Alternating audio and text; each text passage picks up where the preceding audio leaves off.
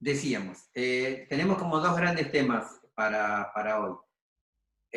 Uno es una pequeña explicación y desarrollo de, como hemos venido haciendo en estos días, de desarrollo organizacional y una pequeña presentación de organizaciones con capacidad de aprendizaje, un tema que hemos mencionado seguramente en alguna clase. Y para eso vamos a hablar un poco con un par de diapositivas de PowerPoint, y les vamos a aconsejar una lectura, pero no mucho más allá que eso, digamos. No vamos a profundizar mucho en ese tema, pero lo dejamos planteado porque es algo que en las organizaciones tiene una dinámica propia y se habla mucho, ¿sí? Y el otro gran tema de la idea de charlar hoy era más o menos definir la fecha de la entrega del trabajo que va a servir como evaluación para la aprobación de la materia. Esos son, digamos, como los dos grandes temas. La gran mayoría al menos ha escrito la fecha, o los que han escrito la fecha, así que no sé el resto que... Sí, la fecha estaría buena, así nos organizamos con el resto de las asignaturas. Bueno, Ale, entonces, habíamos dicho que el jueves, interrumpeme si digo mal algo, Ale. Habíamos dicho que el jueves próximo, el jueves 11, desarrollaríamos pymes o pequeñas organizaciones como tema, y les vamos a estar entregando, seguramente en la banda práctica del próximo jueves 11, les vamos a estar entregando el trabajo evaluativo final, digamos, único / final, o sea, el único que vamos a hacer con nota, y que va a permitir, en el caso de sacar 6 o más, aprobar la materia por promoción. En el caso de que no lleguemos, dudé ahora si acá en periodismo la promoción es con 6 o con 7. 7. 7, ok. En el caso de llegar a 7, ustedes promocionen la materia, de superar 7, ustedes promocionen la materia, y en el caso de estar entre 4 y 7, bueno, aprobar la acusada y eventualmente en algún momento dar el examen final. Entonces, la fecha de entrega de esa evaluación va a ser el jueves 11. La idea sería que ustedes nos la devuelvan, o sea, nos la entreguen, la respondan para el jueves 25, ¿verdad, Ale? Sí, así tenemos tiempo, así hay una instancia de recuperación. Bien. Si la entregan el jueves 25, nosotros podemos leerlo bien, etcétera, etcétera, y quienes tengan que recuperar algo, porque por ahí no se trata de rehacer todo el trabajo, se trata de completar algunas cosas, de aclarar algunos puntos que pueden estar confusos, hay una instancia, hay unos días para poder hacerlo sin demasiados sobresaltos.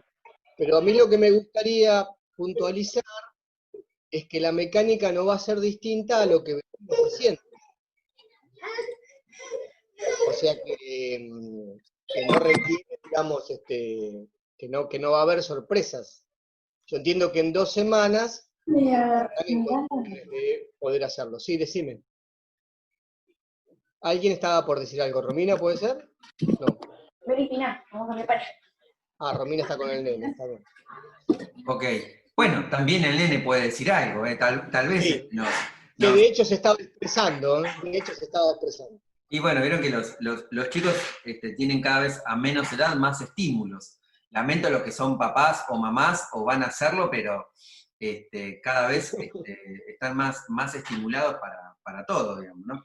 Bueno, ok, entonces, la idea es, el jueves que viene nosotros le vamos a entregar, seguramente en el horario del práctico, esa especie de trabajo práctico / evaluación. Va a tener como 3 grandes núcleos. El primero va a ser seguramente 1 o 2 preguntas teóricas, ¿sí? Que se abastecen con el texto o con alguno de los textos, o relacionarán un texto con otro y ustedes tendrán que contestar, ¿sí? Insisto, en el transcurso, en el desarrollo de las 2 semanas, con la clase intermedia del jueves 18, que servirá para que ustedes nos expresen dudas, y ahí veremos si las dudas tienden a concentrarse en algún tema, en alguna pregunta, ¿sí? Es decir, nos permitirá en todo caso el 18 ajustar, haciendo una política de desarrollo organizacional, que vamos a ver ahora, nos permitirá ajustar algo de eso que le hemos enviado. Entonces, un gran núcleo va a ser 1 o 2 preguntas teóricas a desarrollar, que seguramente va a ser desarrollar pensando en alguna relación o en alguna confrontación, porque también la relación puede ser, son distintos, ¿no? Otro punto de esos 3 va a ser alguna situación práctica, obviamente más breve, más reducida que los trabajos prácticos que ustedes han visto con Alejandro y han ido en ese ida y vuelta tratando de responderlos, tratando de darles un enfoque.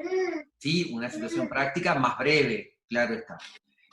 Y un tercer ítem, digamos, o un tercer núcleo que tendrá que ver con algún recorte periodístico, con alguna noticia de la actualidad, y, bueno, algún vínculo que tenga con alguno de los temas o de los puntos que hemos visto en el programa y en el desarrollo de estos encuentros. ¿Sí?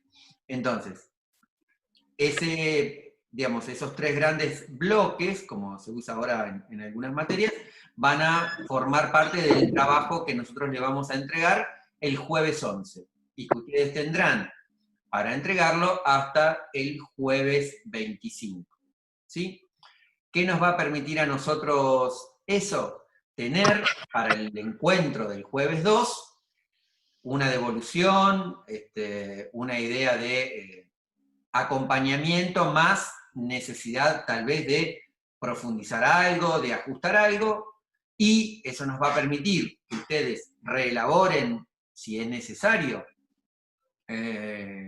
algo del trabajo práctico, y nosotros volver a leerlo y pasar las notas a la facultad para que, digamos, cumplir también la parte de reglamento, la parte, digamos, de los estatutos de la facultad, para el jueves 16, viernes 17, que tengo entendido, si alguno lo confirma, ahí terminaría lo que hubiera sido el primer cuatrimestre presencial.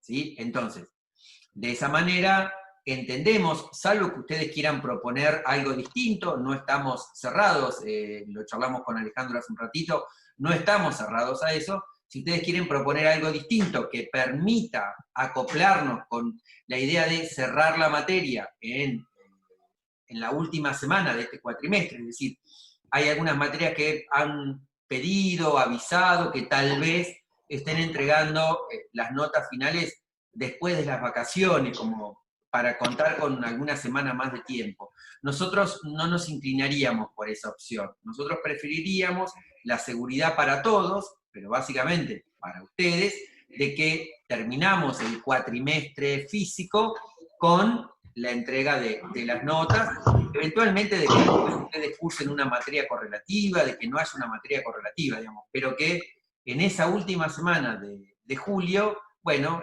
todos estemos tranquilos que la materia se ha cursado dentro de las limitaciones del sistema y propias nuestras, de los docentes que estamos, que hemos desde el primer día tratado de aprender este esquema, pero también cumpliendo la normativa, y que haya, digamos, que no haya incertidumbre de la nota, de la calificación, o de lo que pueda ir surgiendo. Y hagamos hincapié nuevamente con la instancia recuperatoria necesaria por si alguno tiene que rehacer, revisar, tocar, completar, etcétera, etcétera. Porque a veces los trabajos, al estar divididos así, pueden tener un punto en el cual hay que aclarar algo, hay que completarlo. Me parece que está bueno porque después está el 12 y el 16 está la semana del 9 de julio, entonces tienen tiempo como para poder hacerlo. y para poder tener otros 15 días para elaborarlo, etcétera, etcétera. Me parece que es un plazo bastante bueno. Entiendo, que es un plazo bueno. No sé qué piensan, porque están todos muy calladitos. Sí, está buenísimo, gracias. Bueno, Yo estoy de acuerdo. tenemos un voto acá de Natalia. Bueno, entonces avanzamos más o menos en esa idea. Y además, la idea de cerrarlo en este primer cuatrimestre es que lamentablemente nos da la impresión, bueno, esto no lo charlamos con Ale todavía, pero me da la impresión de que nada garantiza que después de las vacaciones de invierno el sistema se pueda volver a convertir en presencial, digamos, ¿no? O sea que uno dice, bueno, no, dejemos la evaluación para la primera semana de agosto, porque en la primera semana de agosto ya vamos a poder usar la facultad para encontrarnos. Todo indica que no, lamentablemente, ¿no? Es decir, todos tenemos la sensación de que el virus y los inconvenientes están cada vez más cerca de nosotros, ¿no? No sé si tenemos conectada a la gente que está en el interior, pero bueno, es muy distinto cómo se está viviendo en el interior, incluso de la provincia, ni hablar en el interior del país,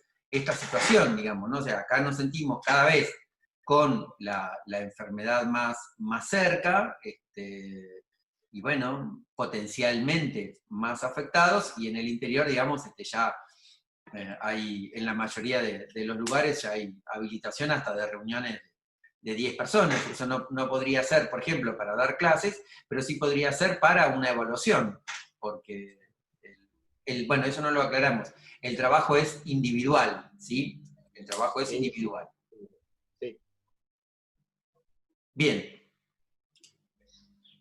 ¿Alguna duda entonces o consulta? Bueno, tienen el tramo del práctico después del corte como para ver. En la medida en que se superponga con alguna materia, entiendo que igual tenemos tiempo, desde que lo entregan hasta que lo pueden recuperar, perdón, desde que se los damos hasta que lo pueden recuperar hay más o menos 3 semanas, así que tiene que haber posibilidades de que no solape, que no se acople con la entrega de otra materia. Bien. ¿Alguna pregunta entonces en relación a esto? ¿No? ¿Podemos avanzar? Bueno, hoy vamos a ver, dijimos de manera sumaria, 2 temas. Desarrollo organizacional, y vamos a presentar la idea de organizaciones con capacidad de aprendizaje. Vamos a aplicar entonces acá, y vamos acá. Bien. Ale, cuando quieras, interrumpime, porque ahora los veo todos muy chiquitos como para, al abrir el compartir pantalla, veo lo que estoy compartiendo, y a ustedes muy pequeños, entonces no llego a ver si alguien quiere decir algo. Así que cuando quieras, Alejandro, nomás, Bueno, interrumpí. Nosotros vamos a empezar a hablar ahora de desarrollo organizacional, que si lo tuviésemos que situar en esa flecha de tiempo de la que veníamos hablando, de escuela clásica, escuela de las relaciones humanas, la escuela estructuralista, las escuelas contingentes, tendríamos que decir que el desarrollo organizacional tiene como el inicio de su gestión, de su práctica, con la escuela de las relaciones humanas, pero que en realidad se va a consolidar como campo de análisis del análisis organizacional a partir de la década del 60, básicamente en los Estados Unidos, ¿sí? Básicamente en los Estados Unidos. Entonces, ustedes quieren tomarlo así como el puntapié inicial de todas las teorías norteamericanas del análisis de las organizaciones que van a digamos, desarrollar, o que mejor dicho, se van a consagrar a partir de el autor que vamos a ver después, que es Senge, que es desarrollo organizacional, organizaciones con capacidad de aprendizaje. Entonces, si uno tuviese que mencionar autores del desarrollo organizacional, sí, hay varios, pero en realidad lo más importante del desarrollo organizacional es el conjunto de ideas que empezaron a ser aplicadas en el análisis de las organizaciones. Marcelo, disculpa que los interrumpa. Vamos a tener que avisarle a Romy que está abierto su audio porque se corta cuando el niño grita. Así que, por ahí, si Romy nos está escuchando. Romina, ¿vos nos escuchás? Sí, perdón, estaban justo mis nenas, perdón, no sabía que tenía el audio prendido. Me imaginé, me pasa lo mismo con mi bebé, así que gracias. Ok, bien. Entonces, esto como dato práctico, muchos autores señalan el inicio del desarrollo organizacional en un autor que nosotros vimos, que es Carl Lewin. Carl Lewin en Estados Unidos, en una empresa que lo había contratado, saca, es decir, la reunión con los directivos, con la alta gerencia de esa organización, no la hace en la sede administrativa de la fábrica, lo hace precisamente en la fábrica, en el taller, en lo que ellos llaman, o en inglés la traducción es manufactura, ¿sí? La hacen en el propio taller. Y ese va a ser una de las características que va a tener el desarrollo organizacional como idea, el compromiso de la gerencia en el proceso de cambio que se propone para mejorar, ¿sí?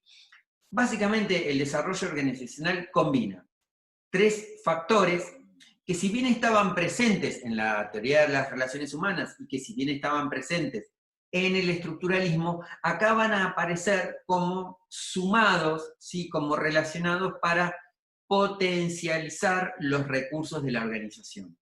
Esos factores son el ambiente, el contexto, la organización en sí misma y un concepto que se empieza a usar a partir de la década del 60, que es el grupo social. Es decir, los actores, lo que para Crossi eran los actores de la organización, ahora se va a empezar a llamar el grupo social. ¿Por qué? Bueno, porque el desarrollo organizacional va a hacer hincapié en el compromiso de quienes integran la organización para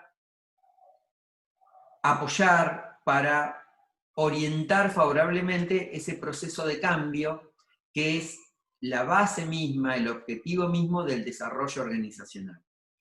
Es decir, la teoría del desarrollo organizacional es en sí misma un esquema para potencializar el cambio como factor de crecimiento de las organizaciones. Entonces, no podemos hablar de desarrollo organizacional si no hablamos de la idea de cambio, de mejora, ¿sí? De reempoderamiento de los recursos. Y esa es una palabra que también creó o se desarrolló con la teoría del desarrollo organizacional, el empoderamiento. Acá se la usó mucho en la década del 90 con el tema de las privatizaciones y la llegada de un montón de consultorías, incluso algunas que pagó el Estado, vinculadas con que las organizaciones necesitan empoderar a sus actores, a sus participantes. Entonces, desde esa idea, uno podría caracterizar al desarrollo organizacional como el esfuerzo de mediano o largo plazo para mejorar procesos de solución de problemas de la organización. Y ahí está también algo que es relevante del desarrollo organizacional. Apunta a una mejora que va a buscar el problema, es decir, que se anticipa al problema. Es decir, la idea de cambio es la idea de cambio planificado. No es la necesidad de cambiar porque, para decirlo en términos no muy académicos, nos estalló el problema en la organización.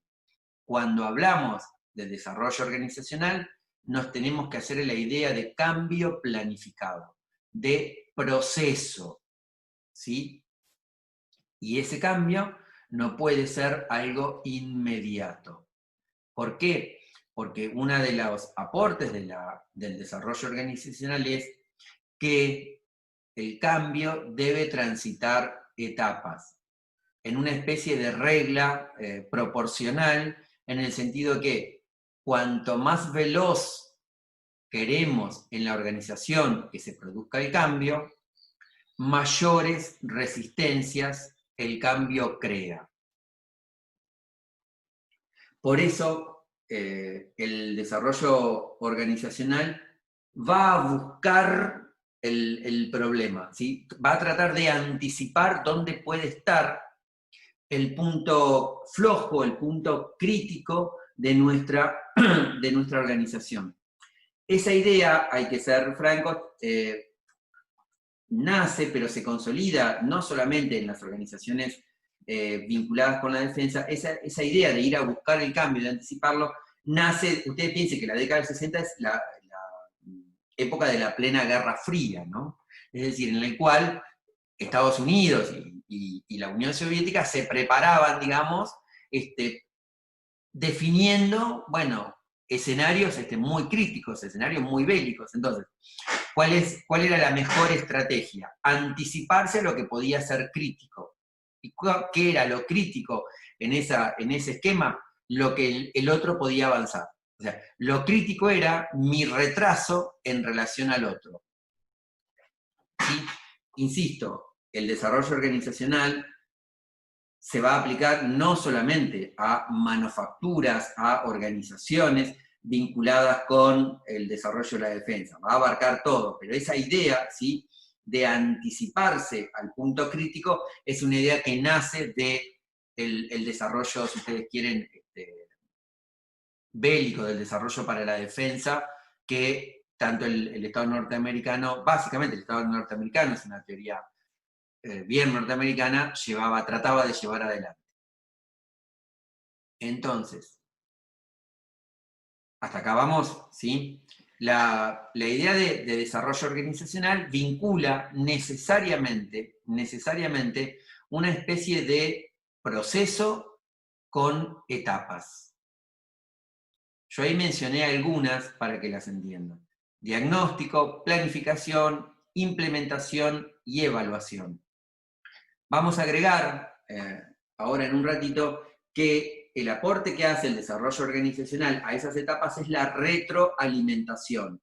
Es decir, la posibilidad de avanzar, pero de fijar, de establecer la posibilidad de dar un paso atrás. ¿Se acuerdan lo que habíamos visto con Hall? Que uno de los factores que podía hacer disminuir la resistencia al cambio era que los actores tuviesen la posibilidad o la garantía o la tranquilidad de que si salía mal volver atrás. Bien, ese es un valor que da o que nace del desarrollo organizacional. La posibilidad que ese proceso tenga retroalimentación.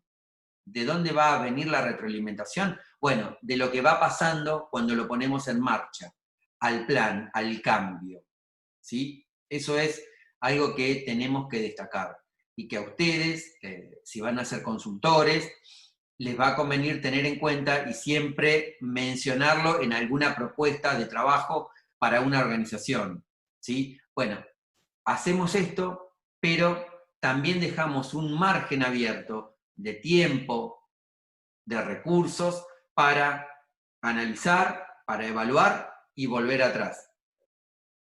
Retroalimentar de lo que está saliendo mal y ver si lo podemos ajustar, cambiar, modificar. ¿Sí? ¿Hasta ahí vamos? Alejandro, ¿se entiende más o menos? Sí, para mí está claro. Para mí está muy claro. Bueno, ok, sigo entonces. Tenemos un comentario, a ver. Sí, Natalia dice que también está, para ella está claro. Bien, ok, entonces, seguimos. ¿Qué elementos o qué situaciones, qué cosas, no quería usar la palabra cosas, pero me salió, qué cosas tendríamos que tener presente, qué punteo, ahí está, qué punteo de ideas, elementos, cuestiones a tener en cuenta en lo que podríamos llamar desarrollo organizacional? Bueno, yo las traté de mencionar ahí, vamos a ir tratando de explicarlas, ¿no? La primera idea que tenemos que asociar o que tenemos que vincular con la posibilidad de pensar alguna etapa de desarrollo en la organización que estemos, es la idea de mejora continua, ¿sí? Básicamente se vincula con la idea de retroalimentación y desarrollo de nuevos procesos, de nuevas formas de hacer las cosas a partir de la experiencia que hemos tenido. Entonces, la posibilidad de establecer algún mecanismo de cambio planificado en etapas está asociado con la idea de mejora continua, ¿sí? Es decir, esto que hacemos no es solamente para hoy, va a servir para lo que pensamos hacer mañana. ¿Y por qué se desarrolla eso? Bueno, porque el contexto había cambiado, digamos. El contexto pasa a ser... Profe, Sí, adelante. disculpe, no sé si me escucha. Yo en cualquier momento se me va a desconectar porque vinieron a instalar internet de mi casa.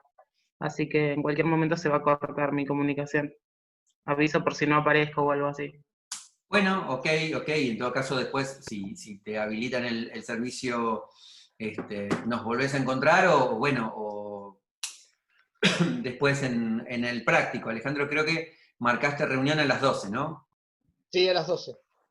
Bueno, está bien. Ok, Pero gracias. no te hagas problema, ¿sí? No hay drama. De hecho, después lo subimos esto, por si alguno quiere volver a torturarse y volver a verlo. Entonces, el entorno había pasado a ser un entorno global y competitivo. Y acá hay que mencionar una cosa. La velocidad del cambio, hay un estudio, no me acuerdo ahora en qué libro está publicado, pero que hablaba de las olas, ¿no? El libro que se llama La tercera ola. Y medía, en términos de años, cuánto le llevaba a la sociedad mundial, a la sociedad global, diríamos hoy, ciertos cambios estructurales. No sé, por ejemplo, el primer cambio había sido la revolución industrial, ¿sí? Bien, desde finales de la Primera Guerra Mundial, la velocidad del cambio global había aumentado 5 veces. Es decir, para decir algo, lo que antes tardaba 500 años en pasar, ahora pasaba en 100. ¿Sí? Si hoy con la tecnología tuviésemos que hacer ese cambio, lo que antes era 500 y en la década del 60 era 100, hoy sería 10 o tal vez menos, ¿no? Entonces, el entorno era dinámico, competitivo y muy cambiante. Bien, la idea de retroalimentación que recién habíamos mencionado, ¿no? Uno de los valores agregados de pensar el análisis de las organizaciones y la propuesta de cambio anticipando puntos críticos tiene que ver con la retroalimentación, con el también que los actores sean como una especie de fuente de saber, ¿sí? Desde dónde podemos ajustar, ¿sí? ese proceso que habíamos definido. La idea de potencializar recursos. El cambio organizacional que nace con, o la idea de cambio organizacional que nace con el desarrollo organizacional, no es la idea de comprar una nueva empresa, de cambiar la dinámica de la empresa. Es a partir de lo que tenemos y de lo que podemos ver puede fallar, pensar en una planificación que nos permita crecer, digamos, de manera estable, de manera continua en el tiempo. Bien, ahí yo les mencioné, cuando decíamos hoy que Carl Lewin había sido como el fundador en la práctica de lo que después, 20 años después, va a ser la teoría del desarrollo organizacional, en algunos textos o también en algunas charlas o cosas así, hay, digamos, dos autores que se suelen mencionar como fundadores del desarrollo organizacional porque fueron los primeros que lo empezaron a implementar en grandes corporaciones norteamericanas. Robert Blake y Herbert Shepard, muy vinculados con un enfoque desde la psicología, desde la idea de potenciar recursos, hay un libro que nace en esa época que se llama La organización neurótica. Ustedes fíjense cómo un término bien vinculado con la psicología era aplicado a eso que habíamos visto antes de el grupo social de la organización. Yo creo que lo tengo. La clase que viene se los muestro. Si no, debe estar en internet disponible, es un libro de hace ya varios años, pero se llama así, La organización neurótica, y es uno de los, digamos, uno de los aportes del desarrollo organizacional vinculado con cómo criterios psicológicos, en principio individuales, también pueden ser aplicados al grupo organizacional. Bien, cultura, estrategia de cambio planeadas. El desarrollo organizacional lo que va a tratar de hacer en términos prácticos es modificar la cultura de la organización, ¿sí? Es decir, ¿qué podemos decir rápidamente de cultura? Bueno, que es la manera que en la organización tenemos de hacer las cosas, ¿no? Es decir, cuando nos preguntan rápidamente qué es la cultura, uno puede decir, bueno, es la manera en cómo hacemos nuestra cotidianeidad en todo sentido. Vincular, productiva, afectiva. El desarrollo organizacional lo que va a plantear es que la cultura de la organización es un fenómeno multidinámico, de muchos factores que intervienen. Dicho de otra manera, que en la caracterización de la cultura de cada una de las organizaciones intervienen varios factores. Valores, necesidades, normas, es decir, reglamentos, expectativas de las personas y la situación real. Es decir, la cultura de la organización combina elementos objetivos, ¿sí? Los procedimientos, las normas, las sanciones, las políticas de ascenso, también con elementos, si ustedes quieren, subjetivos o elementos vinculares. Las expectativas que tenemos de crecer en la organización, las expectativas de que la organización crezca. Es decir, la cultura es analizada a partir del desarrollo organizacional como un factor importante y multidimensional, ¿sí? Que no solamente la cultura está vinculada con un saber, con un valor, sino que también está vinculada con un conjunto de situaciones que tienen que ver con la persona y sus expectativas, ¿sí? Su interior, si ustedes quieren decirlo. ¿Sí? Vamos. Nos quedan 3 minutos. Hacemos 2 minutitos de pausa y retomamos desde acá en 2 minutos, ¿sí? Así no se nos corta y no queda nada en el medio. Nos vemos en 2 minutos.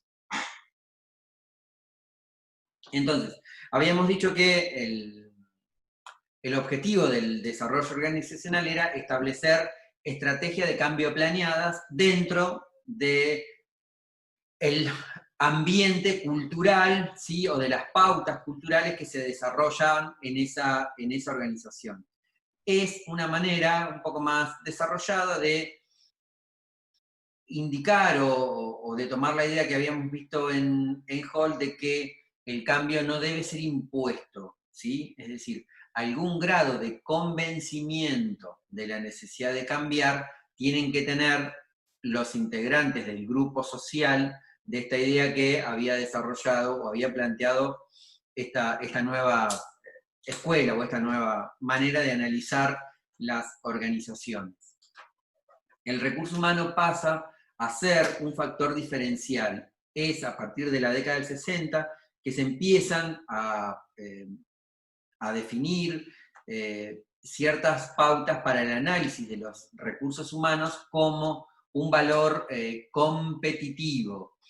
¿Qué quiere decir tener en cuenta al personal, a los recursos humanos como un valor competitivo? Básicamente, y tratando de ser bien claro, la idea que la escuela clásica había desarrollado y que no habían criticado expresamente las escuelas posteriores, aún la de las relaciones humanas, era la idea que el CEO, el ápice estratégico tenía del personal, que era intercambiable, ¿sí? Es decir, no había problema si se iban trabajadores porque yo podía encontrar trabajadores que los reemplacen rápidamente, sin generar distorsiones en el funcionamiento de la organización.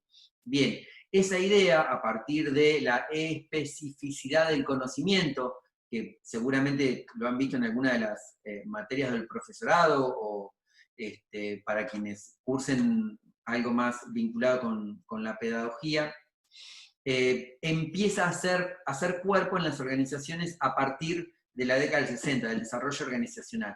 El personal, el recurso humano, no es un elemento no solamente no desechable, sino esencialmente vital, esencialmente competitivo. Dicho de otra manera, el personal puede hacer la diferencia en la organización, en mi organización. ¿Sí? Y a partir de ahí empiezan, lo mencionamos simplemente porque si leen algo sobre la materia lo van a encontrar, lo que el desarrollo organizacional definió, o a partir de ahí se empezó a definir como soft skills, habilidades blandas. ¿Qué quiere decir esto de soft skills o habilidades blandas en materia de organizaciones? Hasta el desarrollo teórico del desarrollo organizacional, las habilidades de las personas se podían parametrizar, se podían definir objetivamente. Tenías un título universitario, no lo tenías, tenías 10 años de experiencia, no lo tenías, habías ocupado una posición gerencial o no la habías ocupado, vivías, tenías que trasladarte, no tenías que trasladarte. ¿Vieron cuando a veces uno en el diario ve búsquedas para un puesto de trabajo que dice, para este puesto se requiere residir en la zona, tener título universitario vinculado con tal cosa, tener experiencia de al menos 5 años en puestos similares? Bueno, todas esas cuestiones son hard skills, habilidades duras, objetivas, a eso quiere decir. Habilidades que se pueden parametrizar.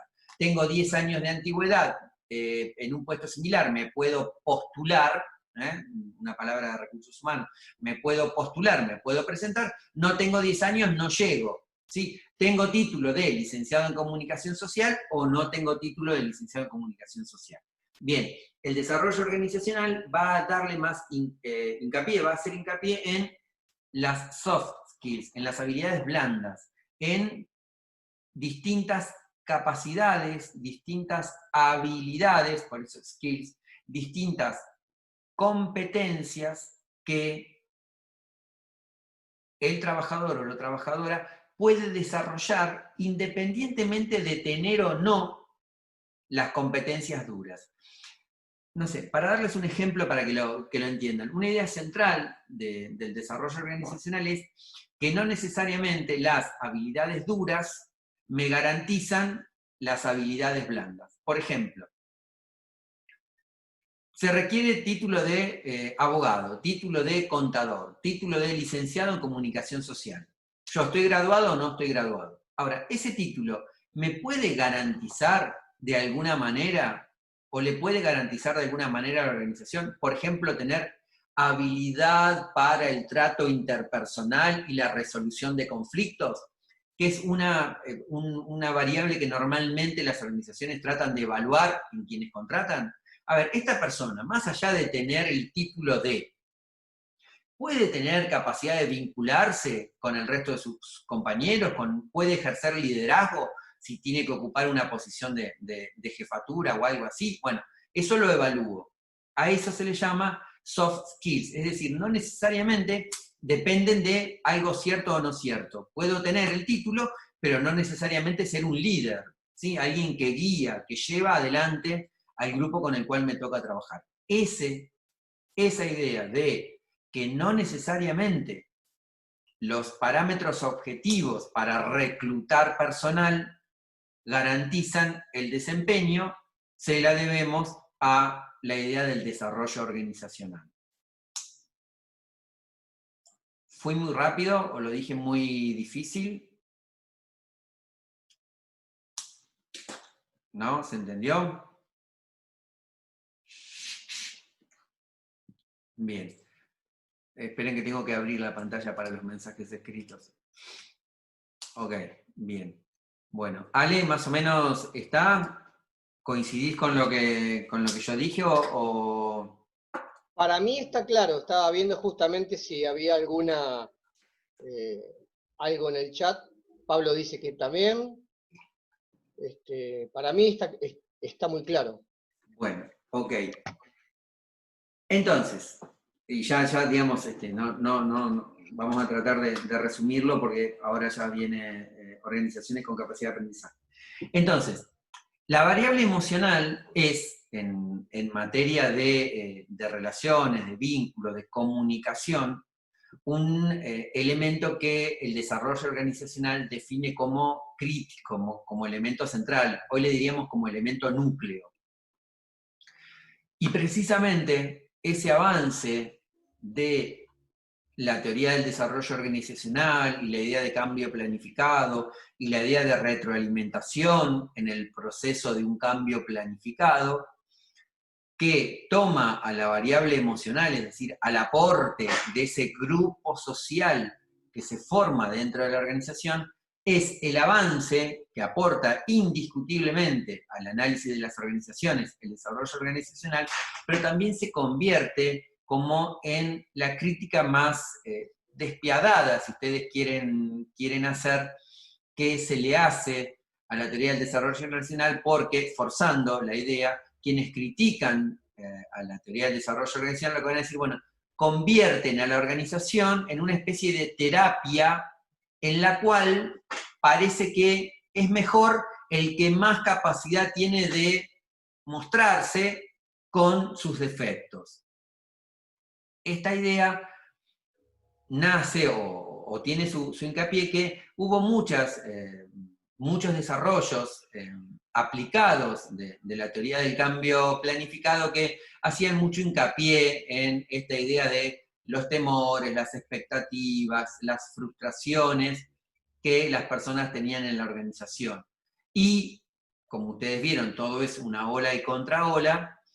A partir de mediados de la década del 70 o comienzos de la década del 80, con eso que se llamó en términos políticos el Consenso de Washington y la idea de países centrales defensores del orden mundial, bueno, toda esa idea global impactó en las organizaciones, insisto, básicamente en las organizaciones norteamericanas, y hubo como toda una andanada de críticas de quienes valoraban más la parte hard, ¿sí? La parte objetiva, la parte parametrizable, medible. Cuando yo digo parametrizable quiero decir medible, ¿sí? Es decir, la puedo objetivar. Mira, vos para esta función no servís por esto y por esto. Y eso es comprobable, ¿sí? No tenés el título, no tenés antigüedad, no has atravesado un puesto similar en una organización similar, etc. Es decir, fue como la revancha de los duros, por así decirlo, en materia de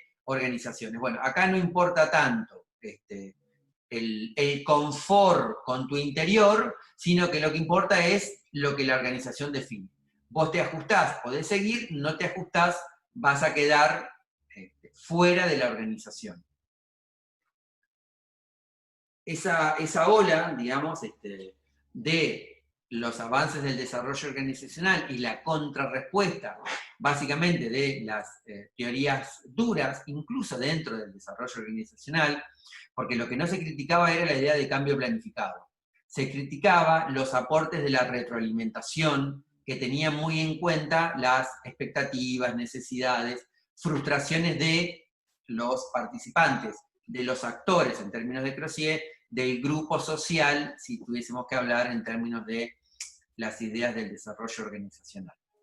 ¿Cómo se va a emparejar este debate entre, bueno, volvamos al esquema de análisis duro de las organizaciones, o mantengámonos en la idea del desarrollo organizacional y los factores, si ustedes quieren, del cambio motivado en las personas? Con un autor que aparece en la década del 90 con su obra más importante, pero que ya venía trabajando en, creo que es la Universidad de Princeton, en Estados Unidos, que es Peter Senge. Lo escribo, no lo escribí acá, no me di cuenta. Lo escribo acá para que lo... Peter Senge, y una obra que se llama La Quinta Disciplina. No me di cuenta de escribirlo en la pantalla.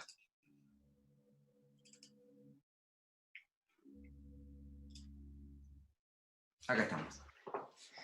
La obra de Senge, que se llama La Quinta Disciplina, precisamente, fue como la obra, si ustedes quieren, más importante en materia de análisis institucional en los años 90, y tuvo, digamos, su expresión en muchas otras disciplinas, más allá del análisis organizacional. ¿Qué es lo que dice Senge? Lo que trata, perdón, ¿alguna duda o algo que quedó medio mal de lo que dije de desarrollo organizacional? ¿Está más o menos, se entendió?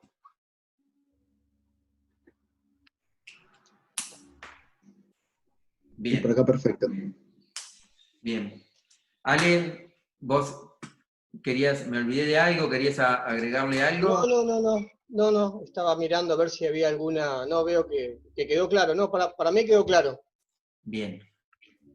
Entonces, Senge en los años 90 escribe un libro que en realidad, vamos, uno debe decir, bueno, Senge es de la década del 90, venía de antes, pero el libro que lo hace más conocido, ese sí lo tengo porque lo quiero un poco para acá, se llama así, La Quinta Disciplina, ¿sí?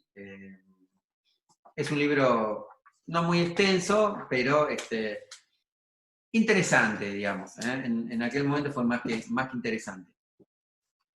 La idea de Senge, que comienza su obra haciendo, bueno, una recapitulación de dónde estábamos, es decir, qué había pasado en este debate que venía también de las organizaciones y el cambio planificado y el desarrollo organizacional, y de golpe y porrazo, digamos, toda la ola dura en contra. Él dice, bueno, ¿dónde estamos? Es decir, los que enseñamos análisis institucional, ¿no? ¿Dónde estamos? ¿Qué parámetros tomamos? ¿Qué idea defendemos en relación a esto? Bien, y como se dice en algunas personas que son hábiles, no sale por izquierda o por derecha, digamos, no se enfoca en los hard o en los soft, sino que salta el problema y esquiva, dirían otros malintencionados, y esquiva de un lado o de otro y lo salta y crea una teoría que se llamó organizaciones con capacidad de aprender. El postulado es, si las personas tienen objetivamente, y la pedagogía así lo había demostrado, capacidad de aprender a actuar frente a situaciones no conocidas, porque para Senge la idea de aprendizaje es esa, es poder ver, poder analizar y por lo tanto definir una conducta frente a situaciones que no habíamos pasado antes. Dicho de otra manera, el concepto de aprendizaje que va a surgir en el análisis organizacional a partir de Senge está vinculado con la idea de que el aprendizaje tiene que ver con el mayor grado de adaptación a entornos cambiantes, es decir, a nuevas situaciones. Es decir, cuando la persona y por lo tanto la organización va a aprender, cuando tiene posibilidad de adaptarse a una nueva situación desconocida. Bueno, nueva situación o a una situación desconocida, para no parecer redundante. Esa idea de Senge, de aprendizaje, va a chocar con lo que se había consolidado pedagógicamente, y si aquí alguno está siguiendo el profesorado o ha leído para alguna materia del profesorado y me quiere corregir o ampliar, adelante, la idea de Senge de que el aprendizaje es la capacidad, el conjunto de herramientas que yo tengo para adaptarme a una situación nueva, a una situación desconocida, va a ser, digamos, como todo lo contrario a la idea de pedagógica, que el aprendizaje era como la acumulación, la transferencia de conocimientos a partir de una currícula de objetivos a los cuales los alumnos y también los trabajadores tenían que llegar. Por lo tanto, para Senge, a ver, se los pregunto a ustedes, a ver si si lo sacamos entre todos. Si yo digo que si Senge manifiesta que el aprendizaje es la capacidad que tengo para adaptarme a situaciones distintas, a situaciones nuevas, a situaciones desconocidas. ¿Qué estoy queriendo decir del aprendizaje? Que el aprendizaje sea eso implica otra cosa. Ustedes me podrán decir, bueno, sí, implica un montón de cosas. ¿Cómo voy a saber en la que estás pensando vos? O sea, desde esa perspectiva estoy siendo un poco como autoritario, o sea, estoy queriendo que piensen lo mismo que yo, y por ahí no es así. Pero tratemos de jugar un poco, de pensarlo. ¿Qué implica? Sí, adelante.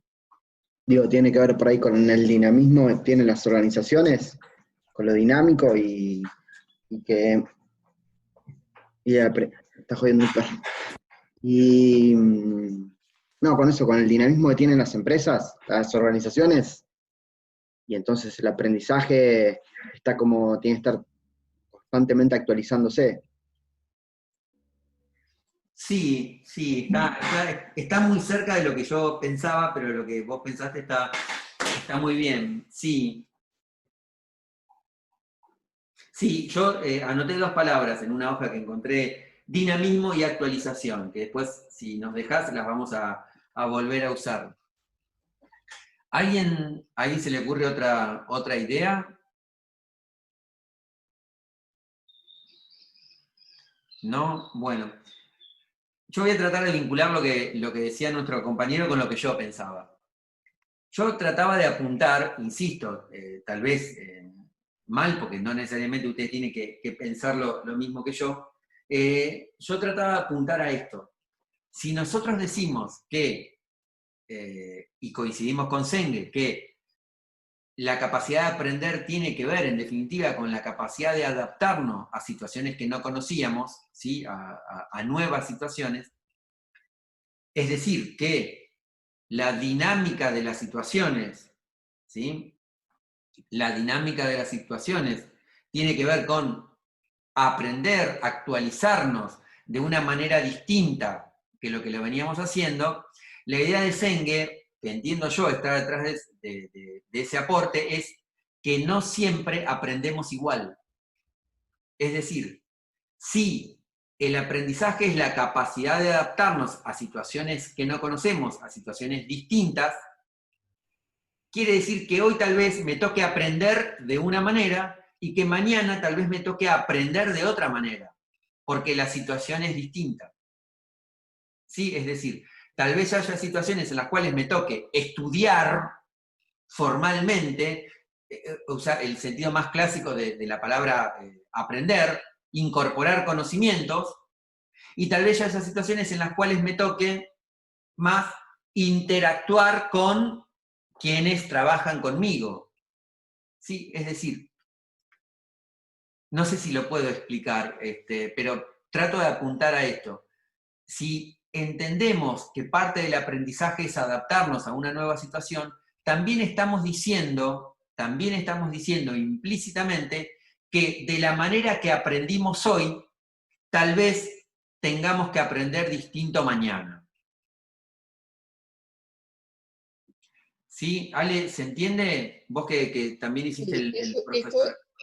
Esta es una idea, es una idea asociada a lo que Senge llama comunidades educativas, porque a partir de sus trabajos, él siempre habla de, por ejemplo, que una escuela en realidad no es un edificio en el medio de un lugar aislado, sino que conforma que alumnos, docentes, todos los que interactúan en ese lugar conforman una comunidad educativa. Y la comunidad educativa lo que está es en constante movimiento y en un contacto permanente con un contexto que cambia, que es muy dinámico.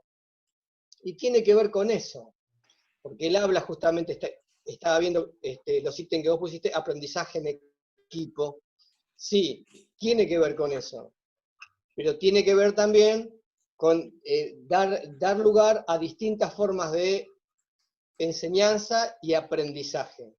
Hoy nosotros tenemos que comillas, enseñar con este sistema, que seguramente no era el que queríamos, pero bueno, lo estamos utilizando de la mejor manera. Mañana tendremos otro, podremos volver al otro, pero también en el camino podemos crear otro.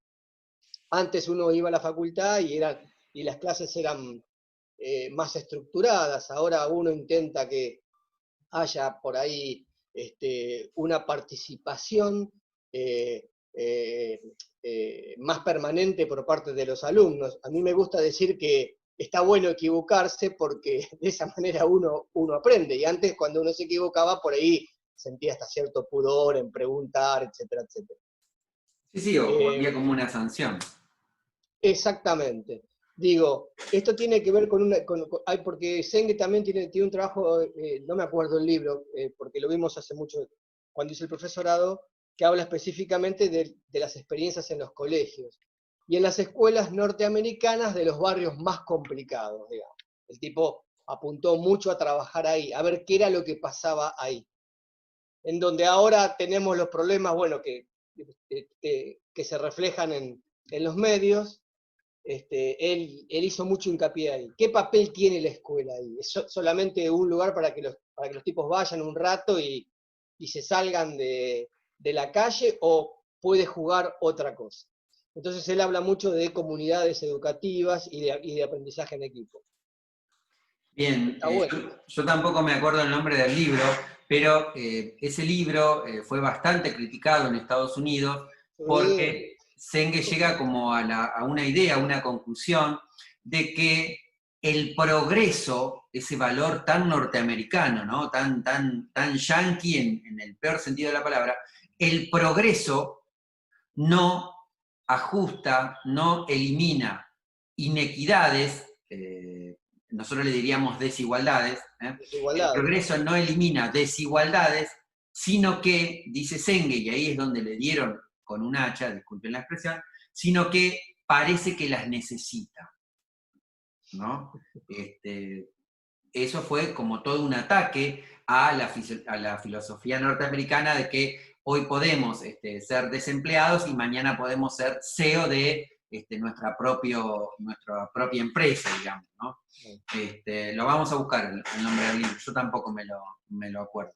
Pero bien. Sí, es una visión crítica a la escuela tradicional norteamericana y se ha ganado muchos enemigos. Por eso es interesante leerlo, porque es algo distinto dentro de todo lo que hay. Bien. Más allá de que uno después pueda estar de acuerdo o no, que eso me parece que es lo menos importante, leer a alguien que en un entorno, que en un contexto, dice algo distinto y plantea algo distinto, pero con mucho fundamento. Sí.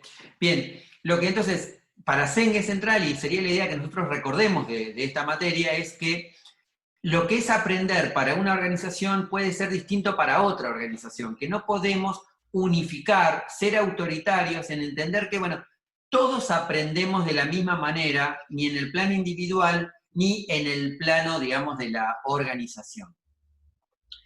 Esas 5 disciplinas que para Senge constituyen, definen, son centrales para ver si una organización tiene capacidad de aprender o no, él las incluye o las lista de esta manera. El dominio personal, los modelos mentales, la construcción de una visión compartida, el aprendizaje en equipo y, finalmente, como la que unifica, la que engloba a todos, la manera de pensar sistémicamente. ¿Sí? No vamos a entrar en detalle del análisis particular. Nosotros les vamos a enviar, entre hoy y mañana, como un escaneo de un resumen de cada una de esas disciplinas, ¿sí? Para que lo entiendan. Disciplina en el sentido de elementos que la organización tiene que tratar de asegurar, ¿no? Es decir, no disciplina de contenido teórico, son para Senge son para Senge esas disciplinas bien prácticas, bien materiales. La única que es teórica es la última, la del pensamiento sistémico, a la cual cuando la organización llega puede definir la mejor capacidad para el cambio que todavía no ve venir. Porque la idea que le aporta Senge al desarrollo organizacional es, bueno, está bien, es buenísimo esto que vos me decís que diagnosticás, planificás y tratás de prever el cambio que va a venir. Ahora, ¿cómo lo podemos englobar? ¿Cómo lo podemos compartir entre distintos tipos de organizaciones? Bueno, ahí es donde Senge construye esta idea de la quinta disciplina, el pensamiento sistémico, como unión de esas disciplinas anteriores que garantizarían a todas las organizaciones la posibilidad de una mejora continua siempre y cuando se den estas facetas, estas disciplinas, ¿sí? Estos aspectos, no importa cómo le llamemos. Y esa leyenda que está ahí de las limitaciones son personales, es la idea que toma Senge como para tratar de superar esta antinomia de las habilidades duras y las habilidades blandas. Bueno, el eje es siempre en las organizaciones la persona. El eje es la persona. Y la persona es todo, es blanda y es dura. Habrá momentos en que el modelo mental a desarrollar requerirá una postura más estricta, más dura, más objetiva. Y hay momentos, por ejemplo, para construir una visión compartida, que yo me voy a tener que respaldar más en mis habilidades blandas, en la capacidad de escuchar al otro, en la capacidad de acercarme al otro, en la capacidad de poder discutir y no pensar que en esa discusión se me va la vida, como recién decía Alejandro. O sea, podemos diferenciarnos, podemos estar no de acuerdo, pero eso no significa que seamos antagónicos, que seamos enemigos. Bien, esa es la idea a la cual apunta Senge. Vuelve a superar la dicotomía parte dura, análisis duro, análisis blando, con, bueno, es la persona el eje del aprendizaje y es la persona el eje de la organización. Bien, yo habría terminado. Lo que no sé si es bueno o es malo, pero no, es decir, con esto llegaríamos al anteúltimo tema teórico. La clase que viene vamos a hablar de pymes, ¿sí? De pequeñas y medianas empresas. Vamos a hacer una caracterización y vamos a tratar de dar alguna idea de cómo acercarnos a un análisis, a un diagnóstico de una pyme. ¿Estamos? Tenemos un minuto, pero volvemos a conectarnos, no hay problema.